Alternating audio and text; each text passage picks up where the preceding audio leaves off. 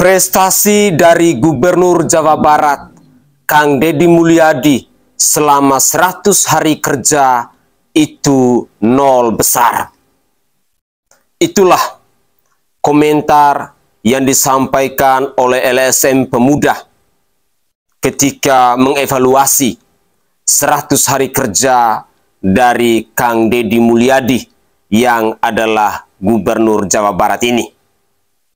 Mari kita simak terlebih dahulu cuplikan video berikut ini. Beberapa orang yang melakukan audiensi ke gubernur tidak pernah ditanggapi dengan alasan saya mah fokus kerja dan ngurusin yang begituan. Itu bagi saya framing, seolah-olah yang mengkritik dia, yang ingin mendialogkan sesuatu dengan dia itu dianggap salah. Yang benar itu yang kerja. Pertanyaannya, kerja tanpa konsep mau seperti apa? Kan itu persoalan. Maka sebetulnya kami ingin melakukan audiensi, apalagi diingatkan oleh Akang tadi 100 hari kepemimpinan gubernur. Pertanyaannya, selama 100 hari ini dari Mulyadi ngapain aja? Paling hanya nutup diri saya dengan drama nangisnya, kan gitu. Barak militer dengan drama orang tua yang nuhun-nuhunnya, apa yang substansial dia sebagai gubernur Jawa Barat? Kebijakan apa yang bisa mensejahterakan dan mencerdaskan kehidupan bangsa di Jawa Barat? Itu poin pentingnya. Bagi kami nol besar. Poinnya itu kan. Assalamualaikum warahmatullahi wabarakatuh. Salam Om Swastiastu, Namo Buddhaya, salam kebajikan dan salam sejahtera untuk kita semua. Mengejutkan ketika saya menyimak cuplikan video ini. Penilaian dari LSM Pemuda yang ada di Provinsi Jawa Barat mengatakan bahwa prestasi dari Kang Deddy Mulyadi yang adalah Gubernur Jawa Barat itu nol besar selama 100 hari bekerja. Inilah contoh-contoh manusia yang sakit hati. Contoh-contoh manusia yang tidak mampu untuk bersaing secara sehat. Manusia-manusia yang merasa panik dengan segala kebijakan, dengan segala gebrakan yang selama ini dipersembahkan oleh Gubernur Jawa Barat, Kang Deddy Mulyadi. Semakin menguatkan kita ketika kita mendengar pernyataan dari Kang Deddy Mulyadi bahwa yang menentang kebijakan dari Kang Deddy Mulyadi itu adalah mereka-mereka yang punya kepentingan, adalah kaum-kaum elit yang ada di bangsa ini. Apa sih fungsinya LSM ini? Ketika saya mencoba untuk membaca komentar-komentar yang disuarakan oleh netizen dari cuplikan video ini, banyak yang mengatakan bahwa kalian itu adalah manusia-manusia yang sedang sakit hati. Kalian ini adalah LSM yang karena tidak kebagian jatah setelah Jawa Barat dipimpin oleh Kang Deddy Mulyadi. Bahkan ada yang mempertanyakan, lalu apa yang sudah kalian kerjakan, yang sudah kalian wujudkan untuk membangun Jawa Barat itu? Karena fakta membuktikan kepada kita semua bahwa selama 100 hari kerja, masyarakat Jawa Barat begitu bahagia. Masyarakat Jawa Barat begitu bangga dengan prestasi, dengan keberpihakan, dengan program kerja dari Kang Deddy Mulyadi yang adalah Gubernur Jawa Barat ini. Tadi kita menyimak bersama-sama bahwa segala sesuatu yang dilakukan oleh Kang Deddy Mulyadi selama 100 hari menjabat sebagai orang nomor 1 di Jawa Barat itu semuanya hanyalah framing. Semua hanyalah gimmick. Bahkan dengan tegas mereka mengatakan bahwa prestasinya nol besar. Inilah contoh-contoh manusia yang sakit jiwa. Manusia-manusia yang tidak mampu lagi untuk berpikir secara waras. Seekor anjing mungkin jauh lebih baik bila dibandingkan dengan oknum-oknum manusia yang berkoar-koar, yang menentang, yang memprotes kebijakan dan program kerja dari Kang Deddy Mulyadi ini. Sekali lagi, seekor anjing mungkin jauh lebih baik bila dibandingkan dengan manusia-manusia yang seperti ini. Saya berharap bahwa mari kita menilai seseorang itu secara objektif. Saya pikir rakyat Jawa Barat bisa menyaksikan, bisa melihat dengan mata kepala apa yang telah dikerjakan oleh Gubernur Jawa Barat selama 100 hari menjabat sebagai orang nomor 1 di Provinsi Jawa Barat ini. Seringkali saya katakan bahwa hanya orang-orang yang sakit hati, hanya orang-orang yang sakit jiwa, hanya orang-orang yang tidak waras, hanya orang-orang yang merasa bahwa kehadiran Kang Deddy Mulyadi itu benar-benar membuat mereka tak berdaya, yang akan menilai bahwa segala sesuatu yang dilakukan oleh Kang Deddy Mulyadi itu adalah pencitraan. Tetapi bagi rakyat Jawa Barat maupun kami yang non-Jawa Barat, kami melihat bahwa apa yang dikerjakan oleh Kang Deddy Mulyadi itu sungguh sangat luar biasa. Segala bentuk kebobrokan, segala bentuk kemunafikan, segala bentuk rekayasa yang selama ini biasa dilakukan oleh para wakil rakyat, yang terlebih khususnya para wakil rakyat yang hanya mau bekerja untuk mensejahterakan partai politiknya, pada akhirnya semua terkuak. Pada akhirnya mereka semua hanya bisa berkoar-koar di media sosial untuk mempengaruhi pikiran masyarakat agar bisa menolak segala program kerja dan kebijakan dari Kang Deddy Mulyadi itu. Rakyat hari ini sudah waras, rakyat hari ini sudah melek dalam berpolitik, rakyat hari ini sudah sangat kritis, sehingga apa yang kalian keluarkan itu sama sekali tidak akan mempengaruhi efektivitas, konsistensi, dan perjuangan dari Kang Deddy Mulyadi untuk membangun Jawa Barat menjadi provinsi yang istimewa. Inilah contoh-contoh LSM yang sedang sakit hati. Contoh-contoh LSM yang sedang sakit jiwa, sehingga mereka sudah tidak mampu lagi untuk berpikir secara waras, tidak mampu lagi untuk menilai sesuatu secara objektif. Pemirsa sekalian, ada isu yang mengejutkan buat saya maupun pemirsa sekalian, bahwa Kang Deddy Mulyadi yang adalah Gubernur Jawa Barat ini diisukan akan ditarik ke pusat oleh Bapak Prabowo Subianto yang adalah Presiden Republik Indonesia ini. Saya berharap bahwa isu ini tidak benar, karena saya sangat yakin dan percaya rakyat Jawa Barat masih begitu sangat membutuhkan sosok pemimpin seperti Kang Deddy Mulyadi itu. Mari kita simak terlebih dahulu cuplikan video berikut ini. Nah, yang lebih menggetarkan sebenarnya seminggu yang lalu ya, Pak Prabowo kan bertelepon kepada Kang Deddy bahwa kapan bisa membantu pusat, Kang Deddy bisa membantu pusat. Saya pikir, menurut saya Pak Presiden tidak perlu Kang Deddy ditarik ke pusat, karena proses di Jawa Barat itu baru berjalan 1-2 bulan. Biarkan Kang Deddy di situ menyelesaikan tugas-tugasnya, karena sekarang seperti pengelolaan sampah, pengendalian banjir di Bekasi itu semua kali dikeduk, terus bangunan liar yang tumbuh di atas tanah negara.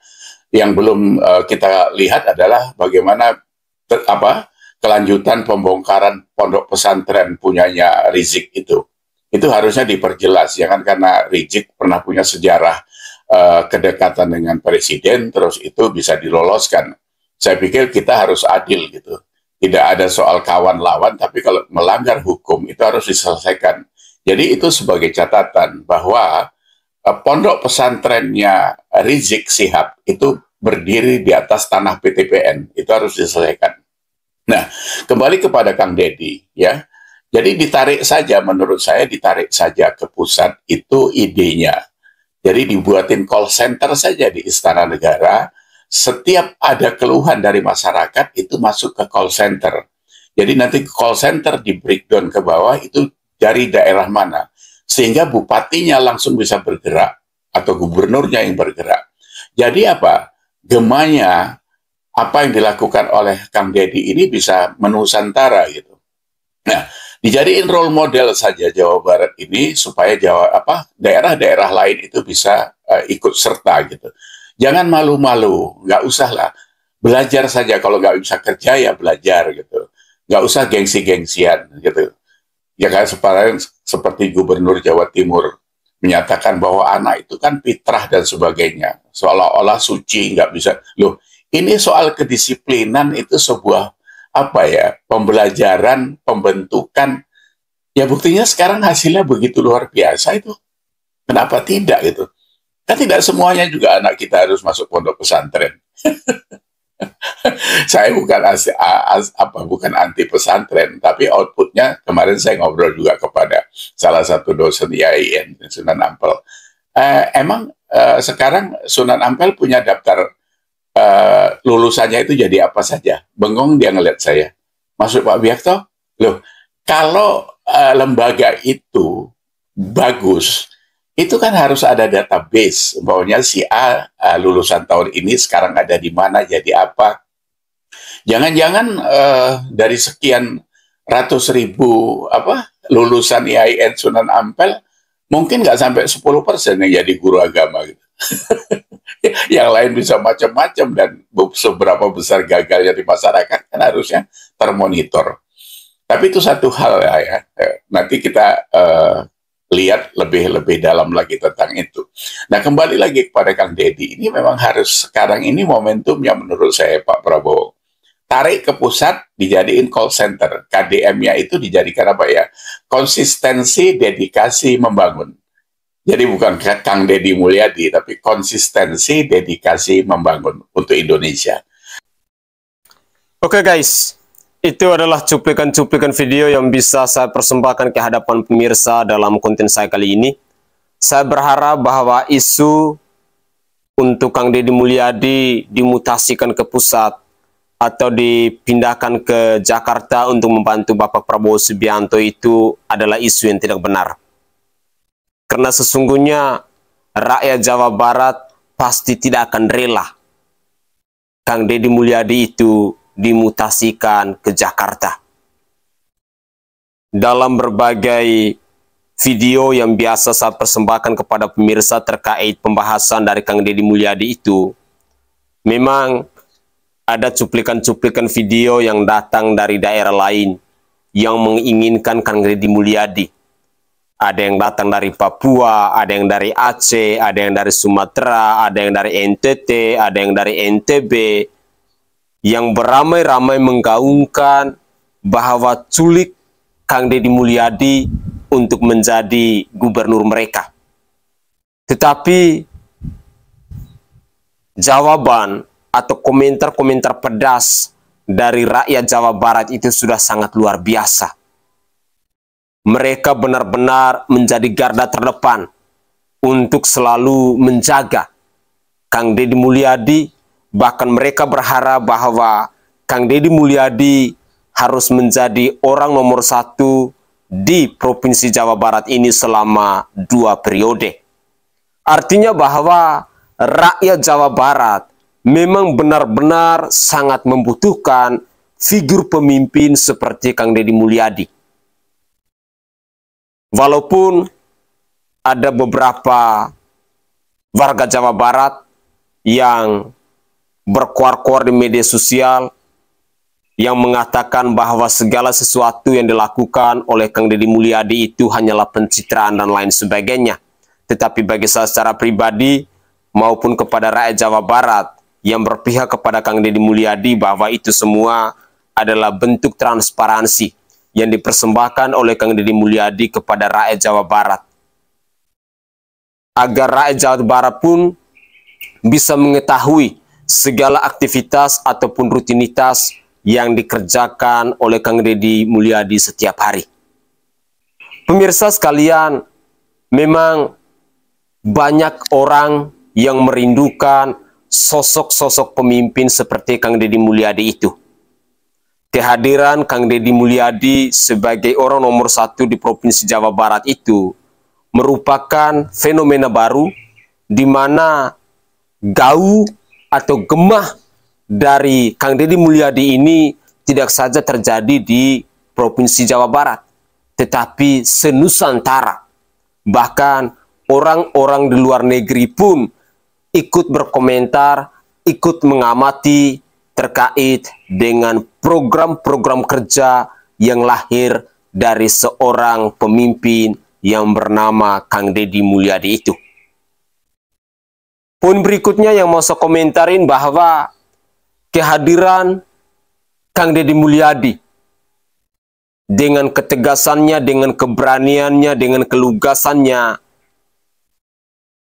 ketika beliau dipercaya untuk menjadi gubernur Jawa Barat ini, sesungguhnya banyak pihak yang merasa panik. Banyak pihak yang saat ini mulai tidak tenang ketika di bangsa ini ternyata ada sosok pemimpin yang benar-benar luar biasa dicintai oleh rakyatnya. Ada pula yang berkomentar bahwa apa yang dilakukan oleh Kang Deddy Mulyadi itu sama seperti yang dilakukan oleh Jokowi. Tetapi kalau bagi saya secara pribadi tidak. Kang Deddy Mulyadi jauh lebih hebat. Kang Deddy Mulyadi adalah pribadi yang menurut saya mungkin diutus Tuhan untuk mewujudkan, untuk membangun Jawa Barat, bahkan Indonesia menjadi lebih baik, menjadi bangsa yang makmur, menjadi bangsa yang sejahtera. Karena gagasan-gagasan yang datang dari Kang Deddy Mulyadi ini adalah gagasan-gagasan yang berlian. Gagasan-gagasan yang menurut saya out of the box. Seringkali program kerjanya itu tidak saja mengejutkan, tidak saja menggemparkan rakyat Jawa Barat, tetapi sampai kita se-Indonesia pun merasa terpukau dengan program kerja yang dipersembahkan oleh Kang Deddy Mulyadi.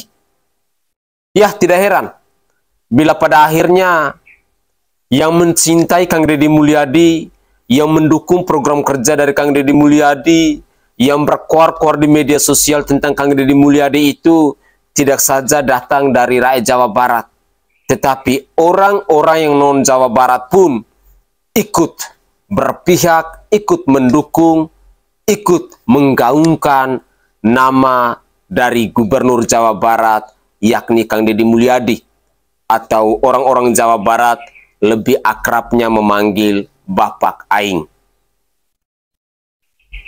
Semoga saja cuplikan-cuplikan video ini bisa bermanfaat buat kita semua, dan buat rakyat Jawa Barat, saya selalu berharap bahwa kalian harus tetap semangat untuk selalu mendukung, untuk selalu mengawasi, untuk selalu menjadi garda terdepan dalam situasi dan suasana apapun untuk Kang Deddy Mulyadi itu. Karena Kang Deddy Mulyadi di mata saya yang rakyat jelata, di mata saya yang orang kecil, saya melihat bahwa beliau adalah pribadi yang diutus Tuhan untuk membangun Jawa Barat dan mungkin Indonesia menjadi lebih baik dari hari ini. Saya Sainai dari Provinsi Nusa Tenggara Timur. Saatnya kita yang rakyat jelata harus berani untuk bersuara. Salam hormat, salam NKRI, dan salam Pancasila untuk kita semua.